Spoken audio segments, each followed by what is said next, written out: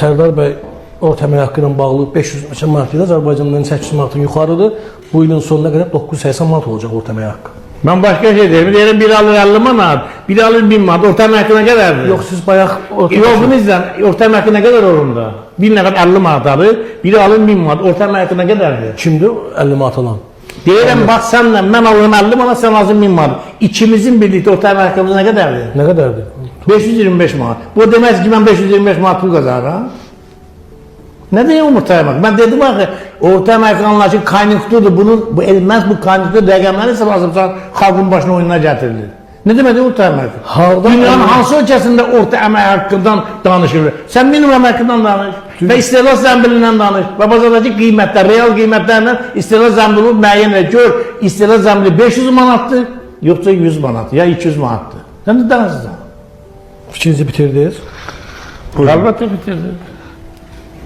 Orta əmək hesablaya bilmir, deyir ki, orta əmək belədir, bedalla baksın. Sizin maaşınız artacaqlar 10.000, müəllimin maaşı qalacaq 200.000, orta əmək yenə qalxacaq 1000 dollara. Nə olsun? Zamanın bu nə aidiyyatı var? Hardan götürürsünüz, bilmirəm bu. Ne yani? Mən sənə riyaziyyat verim, orta həddinizi hesablayın. Siz mənə riyaziyyat öyrənməz Sərdar bəy, mən aynı şey danışıram, siz başqa şey deyirsiniz. Nə deyirsən? Siz biraz əsəbləşib danışırsınız, mən sakit danışıram. Çox yaxşı. Çox sakit danışıram. Mən deyirəm ki, iqtisadi terminlər var. Minimum əmək haqqı var, orta əmək haqqı var. Mən orta əmək haqqını dedim. Siz deyən sizin formulunuzdur. Ona da hörmətlə yanaşıram. Amma mən sizə Azərbaycanda orta əmək haqqı ilə bağlı deyirəm ki, 24-cü ildə Azərbaycanda orta əmək haqqı İqtisadiyyat Nazirliyi buyurdu oxuyun statistikaya. Nə demək orta əmək haqqı? Bu izah elə cəmaata. Orta əmək haqqı başqa mövzu. Orta əmək haqqı necə hesablanır qardaşım? Orta əmək bütün vətəndaşların əmək haqqı bölünür əhalinin sayına, işləyən əhalinin sayına. Əmələ gəlir orta əmək haqqı. Sən alırsan deputat kimi 7.000, 8.000 manat, mən alıram 50 manat. Orta əmək haqqımız olur 4.000 falan qədər. Hər nə qədər alırsan. Axı bu niyə anladığı bu cəmaatı? Bax sabah deyəcək ay deputat. Sən deyirdin axı vəziyyət yaxşı oldu, nə oldu, niyə pisləşdi? Mən də deyirəm cəmaat bilməlidir ki, biz ya gərək problemləri deyək və onu həll edək, ya da hər şeyin örtbasıya bir vaxtda Azərbaycan çökür. Elə ona görə burada hər şey problemləri də deyirik, siz də deyirsiniz, biz də deyirik. Təbii olaraq ağa-qara demirik.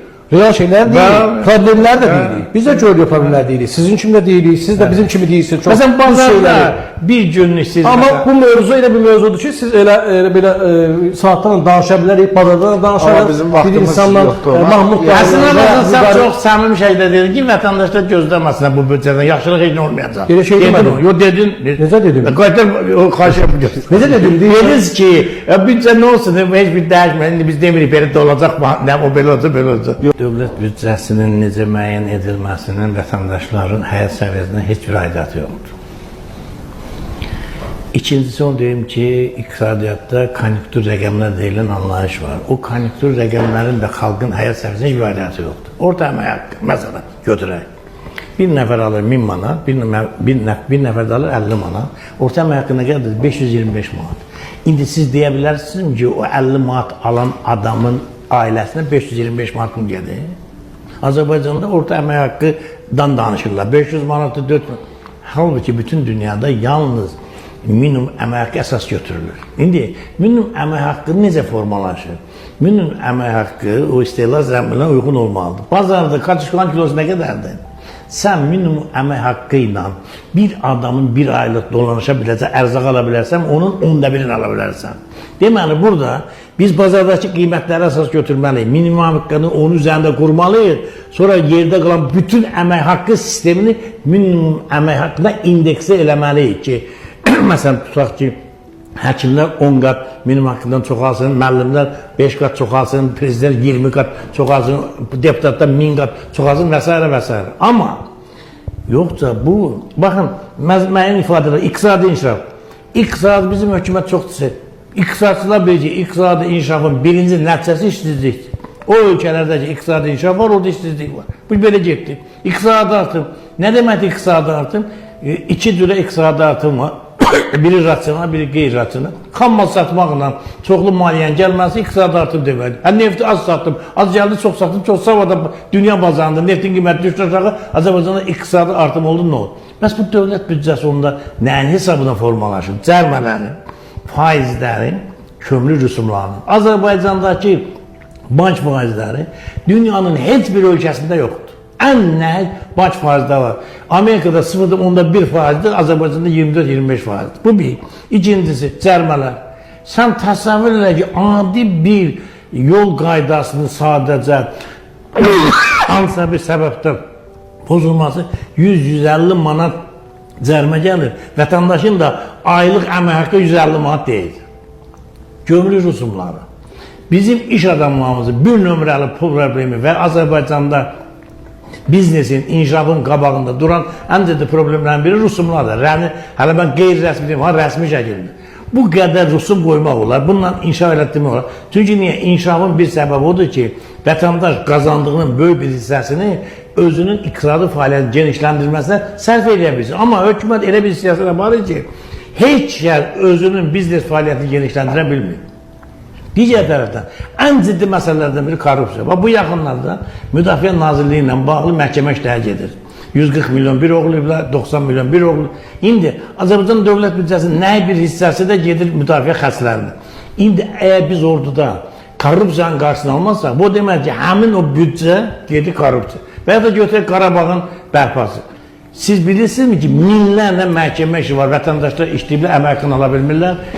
O qədər orada deməli, mərhələli silsilə yaradıblar ki, dövlət ola pul ayırır. Onun 90%'ını o jurliklər deyək də, o dəllallar aradan çıxardırlar. İlham Əliyevin heç bundan xəbəri yox. Və həm tikilinin keyfiyyəti olduqca aşağıdır, həm vətəndaşları işləyən adamlara əmək haqqısını vermirlər, həm də nəhəng bir korrupsiya orada şey var, fırlanır. İndi gəlin Qarabağa bu ildə 4 milyard ayıraq, onun 3 milyardı uğurlayacaqlar. Yəni mən nə demək istəyirəm? Vətəndaşların həyat səviyyəsini yüksəltmək üçün monopoliyalardan qaldırılmalıdır, korrupsiya aradan qaldırılmalıdır. Minimum əmək haqqı real olaraq bazar qiymətləri indekslənməlidir. İstehlak zəmbili düzgün hesablanmalıdır. Yoxsa kimsə gəlir bura 5 il bundan qabaqki qiymətlərlə. Baxın bizim dində gözəl bir şey var. İndi qabaqdan da o gəlir o şey vermən. Oruçluq vaat gibi şey verir. Gəlin deyir kim nədən nə yeyir onu. Məsələn xurma yeyən xurmanın qiymətinə uyğun verməlidir.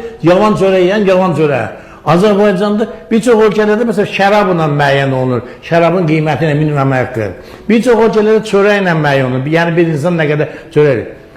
Fransada 2-ci Dünya müharibəsində bir gündə 3 dəfə qiymətlər dəyişdirilib, pulun inflyasiyası baş verib. Yəni Azərbaycanda o qədər qeyri-iqtisadi yanaşmalar var ki, istəyirsən 10 bu qədər böyük büdcə təşkil edə Azərbaycan vətəndaşının vəziyyətində heç vaxt yaxşı bir nəticə olmayacaq.